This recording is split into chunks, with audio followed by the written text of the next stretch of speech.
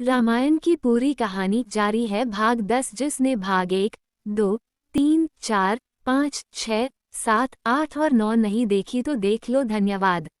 भाग 10। सनातन धर्म व भारतवर्ष के हर पहलू के बारे में हर माध्यम से जानकारी जुटाकर उसको संपूर्ण व सत्य रूप से आप लोगों तक पहुंचाना मेरा उद्देश्य है। यदि किसी भी विषय में मुझसे किसी भी प्रकार की कोई त्रुटि हो तो कृपया इस लेख के नीचे टिप्पणी कर मुझे अवगत करें। और दोस्तों, बहुत विद्वानों का अपना अपना तर्क है और नीचे अपना तर्क बताया है। यदि आपको ठीक लगे तो सही, नहीं तो आप अपने तर्क से सोचें। सुग्रीव तथा बाली का युद्ध। श्रीराम के बाण से बाली की मृत्यु।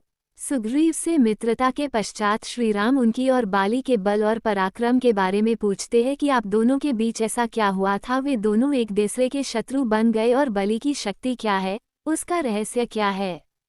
तब सुग्रीव अपने तथा बाली के बीच स्नेह और शत्रुता के बारे में विस्तार से बताता है। बाली और सुग्रीव की शत्रुता। सुग्रीव तथा बलि दोनों भाई थे। उनमें बाली इंद्रदेव का पुत्र था तथा सुग्रीव सूर्य देव के पुत्र थे। बाली दोनों भाइयों में बड़ा था तथा अधिक बलशाली था, जिस वजह से वह किष्किंधा नगरी का राजा बना था तथा उस समय सुग्रीव किष्किंधा नगरी के युवराज के रूप में थे। दोनों भाइयों के बीच में बहुत अधिक स्नेह और सम्मान था, लेकिन एक घटना के कारण दोनों भाई आपस में परम शत्रु बन गए। एक बार की बात है जब एक मायावी नाम का राक्षस ने किष्किंधा नगरी के द्वार पर आकर बाली को चुनौती दी कि वो उसका मुकाबला करके दिखाएं। वह राक्षस ऐसा कई बार कर चुका था, इसलिए एक दिन जब उस राक्षस ने बाली को चुनौती दी तो बाली ने ये निश्चय कर लिया कि आज वह उस राक्षस को मारकर ही दम लेंगे।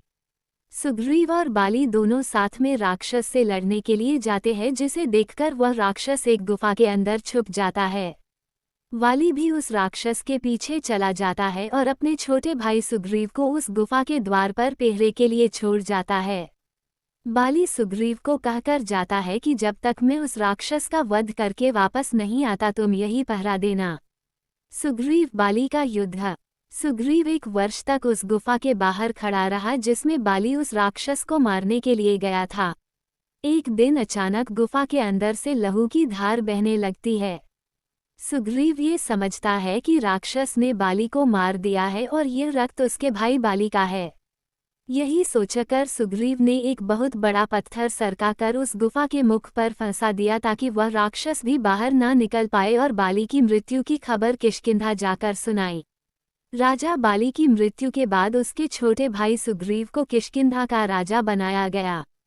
कुछ ही समय बाद एक दिन बाली अचानक लौट आता है। वह ये समझता है कि सुग्रीव ने राजा बनने के लिए जानबूझकर उसे गुफा में कैद कर दिया और उसकी मौत की झूठी खबर फैला दी। इसलिए बाली ने सुग्रीव को बहुत मारा और उसे राज्य से लात मारकर निकाल दिया। उसकी पत्नी को अपने अधीन कर लिया तथा उसके प्रिय लोगों को कैद कर लिया। तभी से ही बाली तथा सुग्रीव आपस में शत्रु बन गए। बाली और सुग्रीव की शत्रुता की कथा सुनकर श्री राम सुग्रीव से कहते हैं कि धिक्कार है ऐसे पुरुष पर जिसने पुत्री के समान अपने छोटे भाई की पत्नी को अपने अधीन किया है। तुम कल जाकर अपने भाई बाली को युद्ध के लिए ललकारो और मैं अपने बाण द्वारा उस पापी बाली का अंत कर दूंगा। सुग्रीव तथा बाली का युद्ध। अगले ही दिन सुग्रीव जाकर बाली को युद्ध के लिए ललकारता है। ललकार सुनकर बाली बाहर आता है और क्रोधवश गरज कर कहता है, तू फिर आ गया, आज तेरा काल निकट है। ये कहकर दोनों में युद्ध आरंभ हो जाता है। उन दोनों से थोड़ी दूरी पर झाड़ियों के पास श्री राम लक्ष्मण थे, जहां पर श्री राम अपने धनुष पर बाण लगाकर बाली पर निशाना साधने के लिए खड़े होते हैं। थोड़ी देर लड़ने के बाद ही बाली सुग्रीव पर भारी पड़ने लगता है, क्योंकि बाली को ब्रह्मदेव से वरदान प्राप्त था कि युद्ध भूमि में जो भी शत्रु उसके सामने खड़ा होगा उसकी आधी शक्ति उसके अंदर समा जाएगी। अपने इसी वरदान के कारण ही बाली अपने सभी प्रतिद्वंद्वियों को हराने में सफल हो पाता था। इसी वजह से सुग्रीव बाली के सामने कमजोर पड़ने लगता है। वह श्रीराम के बाली पर बाण चलाने की प्रतीक्षा कर रहा होता है, लेकिन वह देखता है कि श्रीराम ने बाली पर बाण नहीं चलाया और बाली उसे मारने ही वाला था कि मौका पाकर सुग्रीव अपनी जान छुड़ाकर वहां से भाग लेता है। बाली भी उसे धिक्कार कर वापस लौट जाता है। जब श्री राम लक्ष्मण सुग्रीव के पास उसका हाल जानने के लिए पहुंचते हैं। तब सुग्रीव श्रीराम से शिकायत करता है कि आपने मेरे साथ छल किया है। जब मैं बाली से युद्ध कर रहा था तब आपने बाण क्यों नहीं चलाया? यदि मैं थोड़ी देर और उसके साथ लड़ता तो अपने प्राणों से हाथ धो बैठता।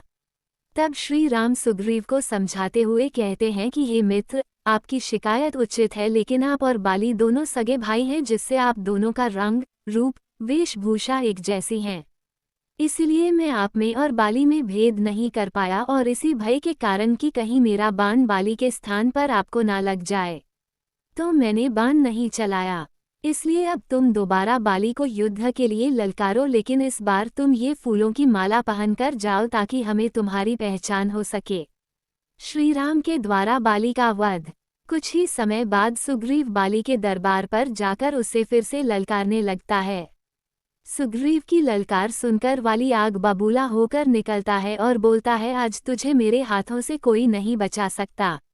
दोनों में फिर से युद्ध शुरू हो जाता है। जैसा कि विदित है कि बाली बलाबल में सुग्रीव से कहीं अधिक था, इसलिए वह फिर सुग्रीव पर भारी पड़ने लगता है। जब बाली अपने गधा के प्रहार से सुग्रीव का अंत करने ही वाला था कि श्रीराम अपना बाण बाली पर चला देते हैं। बाण लगते हैं, बाली वहीं पर गिर जाता है और चिल्लाने लगता है कि मेरे साथ छल हुआ है। कौन है वह कायर जिसने छुपकर यह पाप किया है? मेरे सामने आए। श्रीराम के द्वारा बाली का वध। तब श्री राम लक्ष्मण वाली के सामने जाते हैं, जिन्हें देखकर बाली उनसे शिकायत करता है कि तुमने छुपकर मुझ पर बाण चलाया है, तुमने मेरे साथ अन्याय किया है। तब बाली को समझाते हुए श्री राम कहते हैं कि तुमने अपने छोटे भाई को अपने राज्य से निकालकर और उसकी पत्नी को अपने अधीन करके सबसे बड़ा महापाप किया है, क्योंकि छोटे भाई की पत्नी पुत्री के समान होती है, और आज तुम हमें धर्माधर्म का पाठ पढ़ा रहे हो। सुग्रीव मेरा मित्र है, और अपने मित्र की रक्षा के लिए यदि मुझे पाप कर्म करके नरक भी भोगना पड़े तो मैं इसके लिए तैयार हूँ। बहुत समय तक समझाने के बाद बाली को श्रीराम की महिमा समझ में आ जाती है और वह अपने पुत्र अंगद को श्रीराम की सेवा में समर्पित करके प्राण त्याग देता है।